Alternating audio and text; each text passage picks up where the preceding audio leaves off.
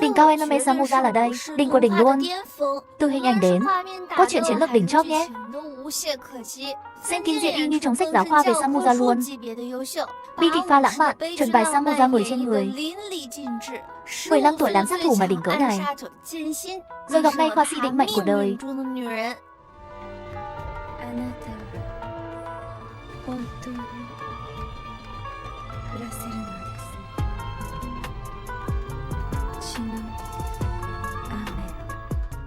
Thời sâu văn mà, ai cũng muốn nổi loạn.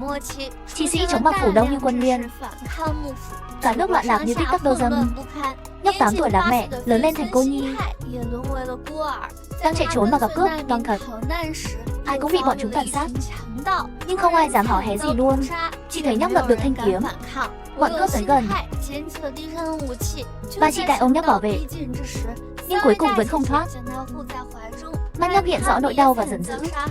Màn này đau lắm luôn á. Ngay lúc đó, một kiếm sĩ thần bí xuất hiện, quẩy hết bọn cướp như bác sĩ chính hiệu.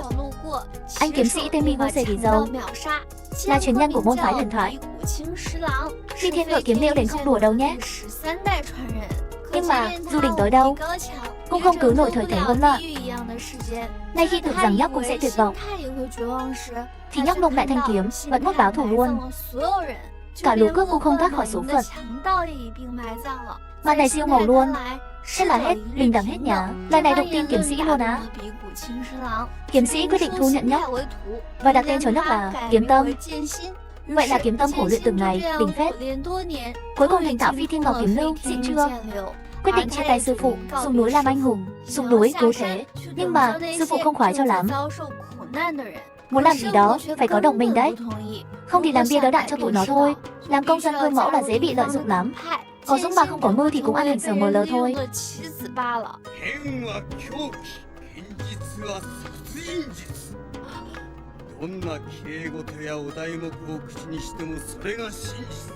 Ok, Kiếm Tâm vẫn thích làm anh hùng, cầm kiếm cứu người, đời đó phải thế chứ. Vậy đã quyết định xuất núi, tham gia quân chống sâu gân. Chỉ là lúc luyện rút đao, ai nhìn cũng hoảng luôn. Các trên còn quỳ xuống xin hắn làm quan sát thủ cho họ. Thế là lên trước luôn, nhận nhiệm vụ ám sát. Một năm trời, Kiếm Tâm làm trăm vụ không trận phát nào. Ai cũng bán hắn, thấy hắn là chạy xa luôn. Nhưng đỉnh cao mãi thì cũng tới lúc. Lần này, Kiếm Tâm chạm trán võ sĩ trẻ chuẩn bị cưới. Dù bình thường, nhưng anh này lại có ý chí sống cực mạnh. Kiếm Tâm bị chảy mặt, vết thương này khó chịu ghê. Càng băng càng khó lành, vết thương cứ chảy máu. Nghe đồn đây là vết thương oán hận. Cứu tinh của Kiếm Tâm là đâu đây? Nghe nói chỉ khi oán hận được xóa, vết thương này mới lành hoàn toàn. Sau khi trở về, Kiếm Tâm phát hiện ra vết thương miệng này chưa sao cũng không lành. Cứ vài ngày lại chảy máu, điên lắm chứ chẳng đùa đâu. Anh bạn thân kể cho Kiếm Tâm truyền thuyết, nói là có loại vết thương oán hận, chỉ khi nào giải tỏa oán hận mới lành hẳn. Nghe thật đi thì luôn. Dù mệt mỏi nhưng Kiếm Tâm vẫn không buông kiếm, kiểu phải giữ cái chất của mình ấy. Trong khi đó, hội chống đối mới nổi lên, tên là Miêu Biêu gì đó, tổ chức của Kenshin, được gọi là Tân Huyền Tổ. Từ ngày ấy, hội kiếm thủ giờ bị ám sát ngược, kiểu như ăn miếng trả miếng ấy. Và Kiếm Tâm cũng bị kéo vào cuộc chiến, một phát đánh bay đối thủ, rồi còn có màn hất tung vũ khí đỉnh cao. Đối thủ lấm lem, Kiếm Tâm hùng hổ thế cơ mà, đỡ đụng mặt cô gái áo trắng. Nhìn cọ con kiếm màu như thế ai không hốt. Sẽ chút là chạm trán cô ấy rồi. Vậy là dính tí máu, cô gái áo trắng sợ hãi lắm. Tưởng đau bịt miệng luôn. Thì cô ấy ngất ngay tại chỗ. Kiếm Tâm thấy tội nên bắt về khách sạn. Nhưng khách sạn thì hết phòng, đành phải đưa cô ấy về nhà mình. Sáng hôm sau, cô ấy tỉnh dậy, giới thiệu tên mình là Sida. Nói là dân phượt thủ, sống lăng bạc. Anh tự xưng là Sida, một người vô gia cư thứ thiệt. Thậm chí còn xin chủ khách sạn cho làm việc đó. Anh tìm kiếm một chỗ tá túc tạm bợ để sống qua ngày. Thế là được thôi. Sau khi kiểm tra lại mọi thứ, mọi người nghĩ anh không có gì mờ ám, có thể anh chỉ là con của một gia đình nào đó, nhưng vẫn là có chút bí ẩn. Trái tim anh vẫn luôn giữ nhiệm vụ tầm nặng, và chắc chắn kẻ thù không biết được nơi anh ở. Vậy nên nghi ngờ có kẻ nội gián trong nhóm. Đúng như dự đoán luôn. Những lần làm nhiệm vụ sau cần cẩn trọng hơn. May là nhờ có kỹ năng vượt trội và may mắn, anh đã thoát thân khỏi cảnh ngẫn màu đó. Lần trốn thoát này quá đỉnh. Kể từ hôm đó, anh phải ngủ mà luôn giữ dao bên mình, để ngủ cho an yên. Sợ cái lạnh xuyên thấu ấy, cô nàng chủ động đến choàng khăn quàng cổ cho anh. Nhìn anh ngồi nhưng có vẻ đáng yêu ghê, nên nào cũng sống cảnh trốn chui trốn lủi. Cô ấy muốn vuốt vết sẹo trên mặt anh, nhẹ nhàng vậy thôi.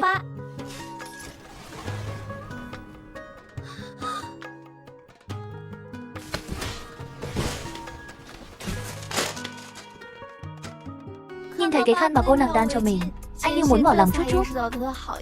Cảm giác được quan tâm, cô ấy quỳ xuống và khẽ nói, hy vọng anh sẽ trở thành người bảo vệ trái tim của cô. Vì hiện tại anh mang nặng khí sát quá. Cô chỉ sợ rằng sẽ có chuyện chẳng lành xảy ra, cần bình tĩnh hơn. Sau đó, Sida chủ động rủ anh đi uống rượu, thư giãn chút. Dần dần, anh hiểu hơn về lý tưởng của Kiếm Tâm. Khi cả hai gặp nhau, tin tức nóng sốt vừa ập đến. Vị trí buổi họp bị lộ rồi. Nhóm đại học mới đang dẫn quân đông đúc lao tới đây. Casey nghe vậy, dẫn đầu đội 8.000 tiến thẳng đến điểm họp. Phải cứu ngay ngôi tiểu ngũ lang. Địa điểm họp giờ đã bị tấn công dữ dội. Người cầm đầu là đội trưởng kinh doanh Siddhartha tổng tư. Gã này giỏi chiêu thức bí mật không ai biết, tổ chức chịu thương vong nặng nề. Khi Kiếm Tâm xử lý xong kẻ thù, Tân Huyền Tổ đã đẩy mạnh đánh vào Kiêu Tâu. Nhờ sức mạnh của ngôi mộ đảo, may mắn thay, Giết Kenshin cuối cùng cũng an toàn. Để bảo toàn lực lượng, Kenshin quyết định cùng Hachi giả làm vợ chồng, tránh xa nơi ồn ào, về quê một thời gian, cho vay trở lại hoành tráng. Và thế là họ bắt đầu cuộc sống nông thôn. Công việc hàng ngày kiểu đàn ông cày bừa, phụ nữ dệt vải thật gian nan, tay từng cầm kiếm, giờ lại phải cầm cuốc. Trong thời gian này, Kiếm Tâm và Sẹo ngày càng gần gũi hơn. Mối quan hệ của họ cứ âm thầm tiến triển. Dù chỉ là đóng giả vợ chồng, nhưng trong mắt mọi người, họ cứ như một đôi yêu nhau thật sự. Hai người cùng nhau đi lễ Phật, ngắm nhìn khung cảnh hoàng hôn tuyệt đẹp. Cuộc sống anh cứ trôi qua từng ngày, đến mức Kiếm Tâm gần như quên mất chính mình từng là kẻ tàn nhẫn, từng tay nhúng máu. Dù vậy, vẫn giữ thói quen ôm kiếm khi ngủ. Dù sẹo trên mặt đã ngưng chảy máu, nhưng vết thương trong lòng vẫn chưa lành, như một lời nhắc về quá khứ. Trong thời gian ở với Kiếm Tâm, hắn cũng dần thay đổi, luôn giữ dao bên mình, trân trọng sự bình yên khó giành được này. Để giữ thân phận ẩn tốt hơn, họ giả vờ bán dược liệu. Không ngờ, việc kinh doanh dược liệu lại phát đạt bất ngờ. Hai người ngồi nhâm nhi rượu quanh bàn nhỏ. Sư phụ từng bảo rằng, thế giới này thực sự rất đẹp. Xuân hạ, thu đông đều có nét riêng. Nếu không cảm nhận được vị thơm ngon của rượu, thì chắc lòng còn bệnh. Ngày trước, trong rượu chỉ toàn vị máu. Giờ đây, thật sự có thể cảm nhận mùi thơm của rượu. Có lẽ đây là hương vị của hạnh phúc. Chỉ tiếc là những ngày êm đẹp không kéo dài mãi. Hôm nay, đệ đệ huyết đài viên bỗng dưng tìm tới. Kiếm Tâm hiểu hai chị em chắc có chuyện cần nói, nên đã lui ra nhường chỗ. Nhưng tiểu viên lại đầy căm ghét khi thấy Kiếm Tâm. Đối diện với chị gái, hắn chỉ nói do mình là kẻ tội đồ, là liên lạc viên của sát Kiếm Tâm, và đối tác của Kiếm Tâm là tổ chức lớn. Một tay trợ thủ báo với thủ lĩnh ám sát. Kiếm Tâm bây giờ đã dần mất đi sát khí bởi cuộc sống yên bình. Giờ là lúc tốt nhất để ra tay xử hắn. Tiểu Bác nghe thấy, mặt mày xám xịt, nên bảo em trai lập tức quay về, đừng dính líu gì thêm. Nhưng tiểu viên lại không hiểu nổi, hắn là kẻ hủy hoại hạnh phúc của chị gái mà, sao chị lại phải che chở cho hắn? Thân phận thực sự của Từ Đại là người từng bên chị gái. Họ gặp nhau ban đầu là để giết chết Kiếm Tâm, nhưng bên nhau một thời gian dài, anh ấy đã dần phải lòng Kiếm Tâm, không đỡ ra tay nữa. Trong một bữa tối đầy căng thẳng, anh không thể giấu thêm. Trước đây anh không biết hạnh phúc là gì. Chỉ đến khi gặp Kiếm Tâm, anh mới hiểu thế nào là sống thực sự. Rồi Tiểu Bác cũng hé lộ quá khứ của mình, từng chịu được bao khó khăn như mẹ. Kéo em trai mình đi, cho đến khi vị hôn phu gặp tai nạn. Nhưng đau đớn thay, kẻ giết vị hôn phu lại là chính tay mình. Đó là sự thật về Kiếm Tâm. Nhưng Kiếm Tâm không bận tâm, còn bày tỏ cảm xúc của những vết sẹo trong thuyết. Chữa lành cho nhau.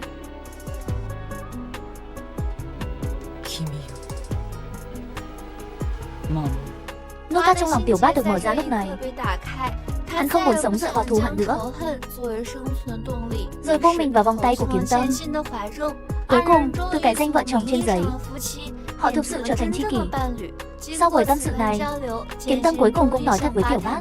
Thực ra, mình không hề khoái giết người tí nào, và hứa rằng khi thời đại mới bắt đầu, hắn sẽ không bao giờ làm vậy nữa, còn sẽ bảo vệ Tiểu Bát cả đời như là bù đắp lỗi lầm. Những lời này làm Tiểu Bát cảm động sụt sùi. Nhưng đến sáng hôm sau tỉnh dậy, Kiếm Tâm đã rời đi từ bao giờ. Cảm giác cô đơn tràn ngập, lòng ngổn ngang.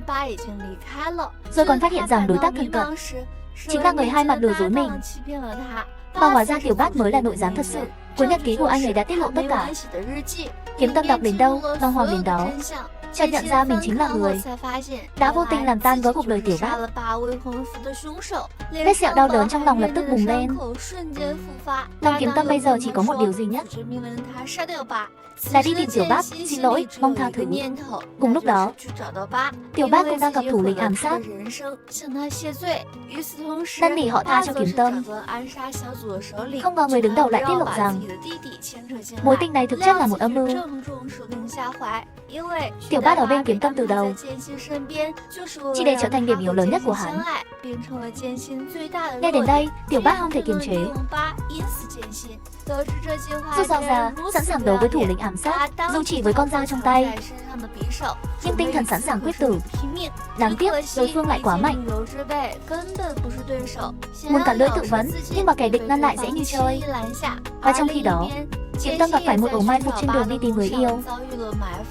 Kiểu như bị rắn độc chờ sẵn, lòng dạ rối bời, tâm trạng thì bất ổn, chẳng còn trạng thái nào để chiến đấu. Đành phản công theo bản năng, tay vung kiếm không hề chủ đích. Dù hạ được đám sát thủ, anh ấy cũng bị thương không nhẹ, nghe kém, in mờ vì đạn nổ. Nhưng với Kiếm Tâm chả thành vấn đề. Trong lòng chỉ nghĩ làm sao tìm được Tiểu Bát.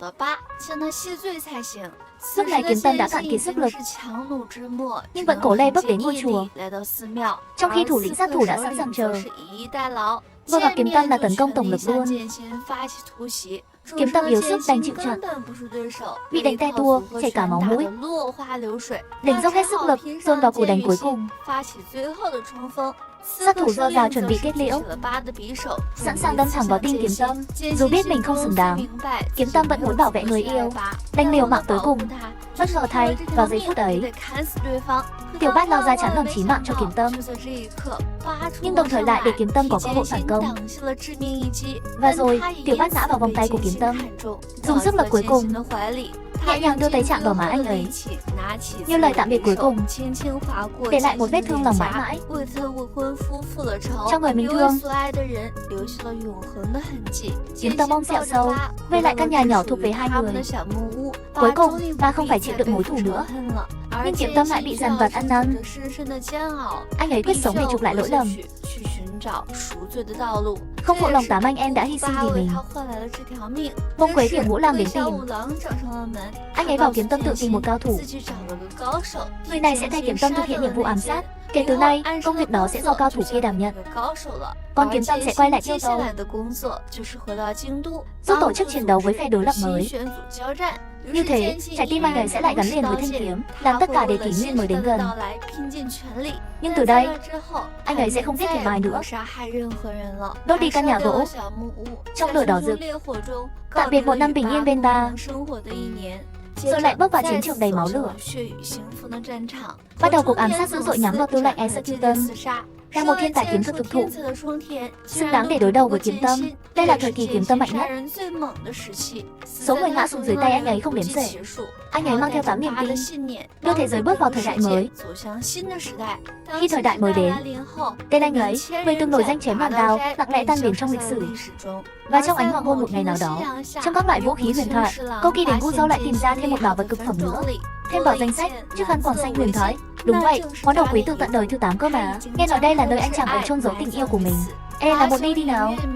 Gió thổi, mây bay, mùa xuân qua, mùa hè tới, thời trang thay đổi nhanh ghê. Một mình cô đơn quá trời luôn. Mấy cái điệu nhảy múa quạt này, sao cứ quên mất nhỉ? Cuộc đời cô độc, làm bóng mình thôi. Lông mày chẳng thêm tí máu nữa thành đỏ luôn rồi. Sương xanh mờ trời, cảm giác như bị chém thêm phát nữa ấy. Vậy là câu chuyện của Lang Khách Kiếm Tâm kết thúc ở đây rồi.